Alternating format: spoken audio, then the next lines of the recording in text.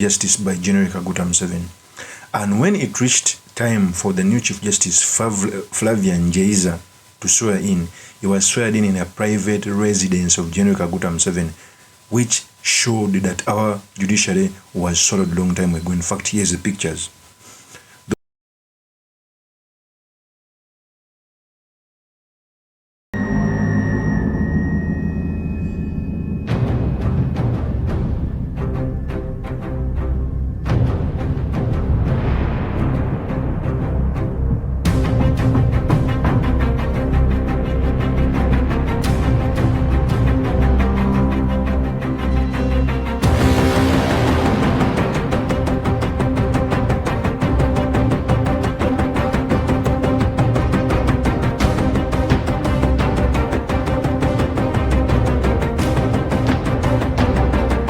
Those are the pictures as the new Chief Justice was being sworn in a private residence of General Kaguta Museveni. Even the sitting arrangement would see that the guy was so in shock.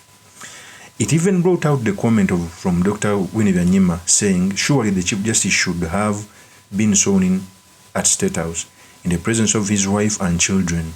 Here he looks like a guest at the private home of President Museveni. Is there a blurring of a state and family here? Let me hope that at least there will be public ceremony at the Supreme Court building to symbolize the independence of our judiciary as we established in 1995 Constitution. That was the comment was done by owiny. But when I look at it, General Museveni, there is a way he handles politics.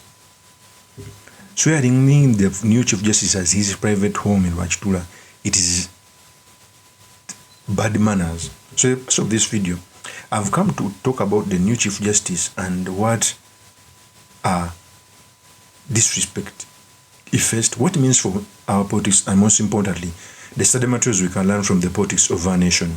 But before I do this, I want to let you know that if you're new to this channel, please subscribe. If you're watching this video from a different platform, please head on to YouTube, type in Sula Mawagari. There's a lot of content of this nature. If geopolitics and economics is what you want, this will be definitely the right channel for you to subscribe to.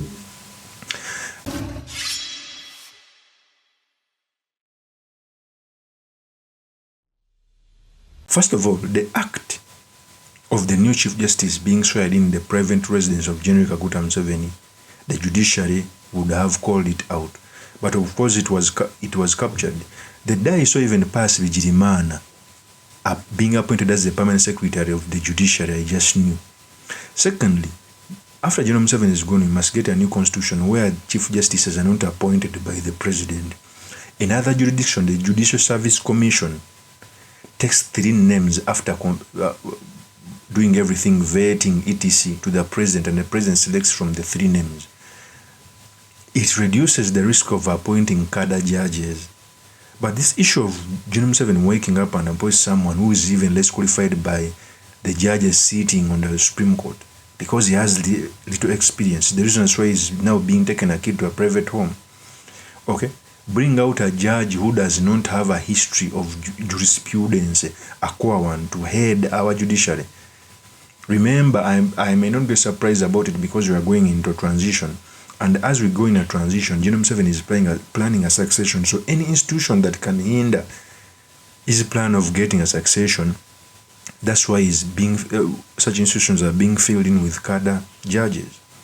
In fact, even Marema Abiri's had this to say. Here's the Zeija Flavian. Some people think she's a woman because of Flavia. She's not called Flavia. She's called Flavian. The date what has named him to purport to act as a Chief Justice.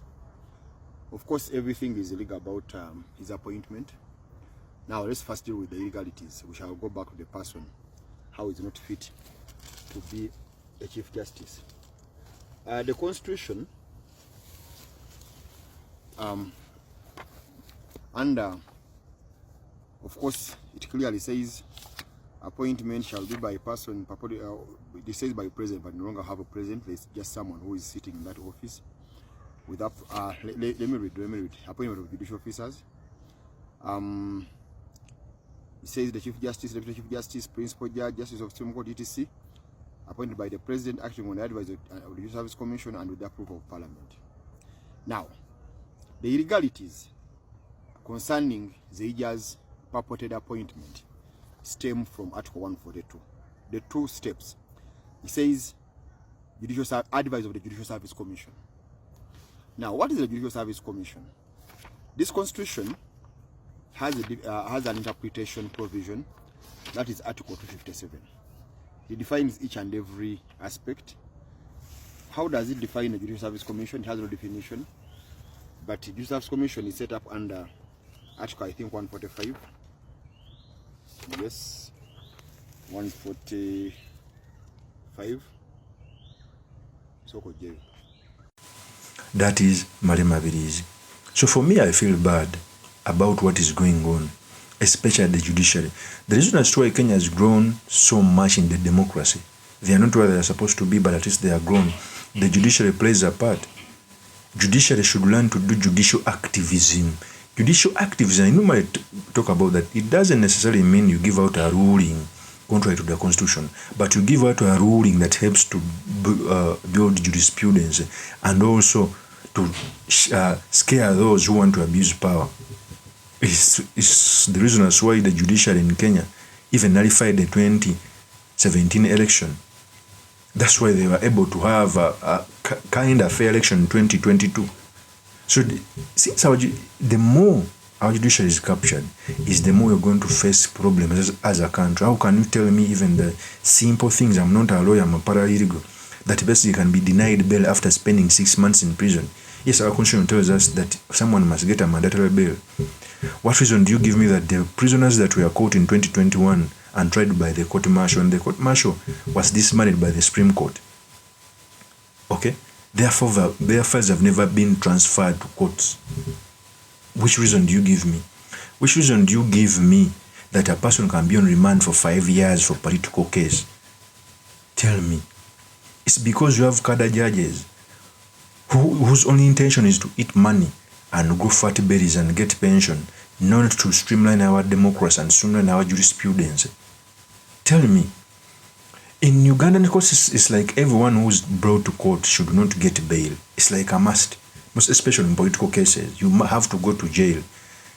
Putting in account that even jails have very many people. Tell me one person who has ever gotten bail on a political case on the day it comes to court, even if you come with everything. It's like judges will tell you first send someone to Luzira. Even when the court-martial was removed, it took almost 8 years without removing, just making a ruling.